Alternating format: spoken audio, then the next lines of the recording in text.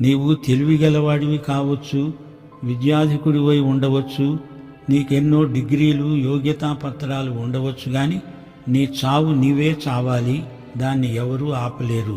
జ్ఞాని మూర్ఖుడు ఇద్దరూ చస్తారు, కాని అందులో తేడా ఉంది. మూర్ఖుడి చావు నరకంలోకి పొడిగించబడుతుంది.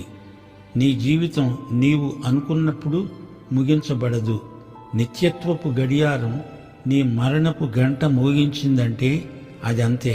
ఎందరో శాస్త్రవేత్తలు ఎన్నెన్నో ప్రకృతి రహస్యాలను బయటికి తీశారు, కాని వారందరూ ఏరి సమాధుల్లోకి వెళ్ళిపోయారు. వారు ఎంతో కష్టించి పనిచేశారు. జ్ఞానికి కండ్లు తలలో ఉంటాయి నిజమే, కాని నీ మనస్సును వాడు, నీ తలను వాడు. నీ కండ్లు తెరిచి చూడు, చీకలో నడిచి మూర్ఖుడి వైపోవద్దు. బతికుండగా దేవుణ్ణి కలిగి ఉండి బ్రతుకు.